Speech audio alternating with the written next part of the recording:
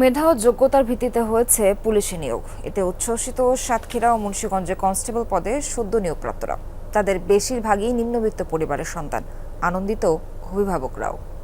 কাজু, পেস্তা, আমন্ড এবং সুগন্ধি চিনিগুড়া চালের এক দারুণ কম্বিনেশনে তৈরি ইফাত রসুই ক্ষীর মিক্স। ঘোষণা হচ্ছে পুলিশে নিয়োগ পরীক্ষার ফলাফল। প্রার্থীদের চোখে মুখে উদ্বেগ। উত্তীর্ণের তালিকায় নিজের নাম শুনে কান্নায় ভেঙে পড়েন মুর্শিদ আলম। সমাপ্তি ঘটল ইটভাটায় দুর্বিষহ জীবনের অধ্যায়।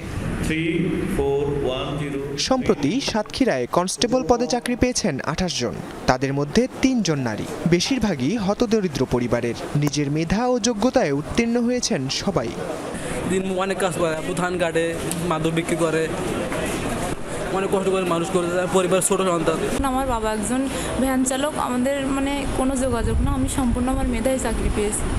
ভীষণ খুশি হবে। আমার মা আজকে রোজা ছিল, আমি শুনে খুবই খুশি হবে। স্যার, মুন্সিগঞ্জেও নিয়োগ পেয়েছেন 2 নারী সহ 20 জন। পূরণ হয়েছে স্বপ্ন, মূল্যায়ন হয়েছে সততা, মেধা ও যোগ্যতার। সামনে এখন পেশাদারিত্বের চ্যালেঞ্জ।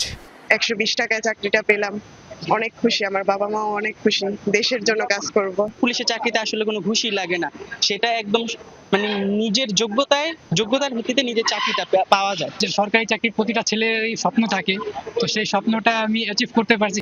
চাকরিতে আবেদন ফি মাত্র 120 টাকা, খরচ ওটুকুই। তাতেই সন্তানের সরকারি চাকরি। উচ্ছ্বসিত আনন্দিত অভিভাবকরা। সাতক্ষীরা শহরে বসবাস করে, ভ্যান চালাই, খাই, যেহেতু তারপরও আমার কন্যা চাকরি দিয়েছে, এটা আমি অনেক খুশি। আর তো আমরা তো টাকা দেওয়া নিতে আমরা মেধার মধ্যে রয়েছি, মেধাই থাকবো ইনশাআল্লাহ। ওর ইচ্ছা ছোট থেকে ডিফেন্সে চাকরি করবে, যা করার আশা পূর্ণ হয়েছে, আমরা অনেক খুশি। নিয়োগ পাওয়াদের সততা ও নিষ্ঠার সাথে দায়িত্ব পালনের আহ্বান পুলিশ সুপারদের।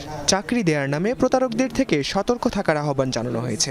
তারা যেহেতু স্বচ্ছ একটা প্রক্রিয়ার মাধ্যমে নিরপেক্ষভাবে নির্বাচিত হয়েছেন, তারা এই দেশকে গড়ে তোলার ক্ষেত্রে একনিষ্ঠভাবে কাজ করবেন। তারা তাদের মেধা প্রজ্ঞার মাধ্যমে মানুষের জানমাল এগুলো নিরাপত্তা বিধানে সর্বোচ্চ ত্যাগ স্বীকার করে এই দেশকে সমৃদ্ধির জন্য কাজ করে যাবেন। ঘুষ দুর্নীতি মুক্ত যে পুলিশের যে দুর্নাম, এটা থেকে সে দূরে থাকবে এবং দুর্নীতি মুক্ত যে পুলিশ সমাজ বলে আমরা, এটা তারা বজায় রাখে, যে তাদের যে পুলিশের কার্যক্রম এটা কাজ করে যাবে।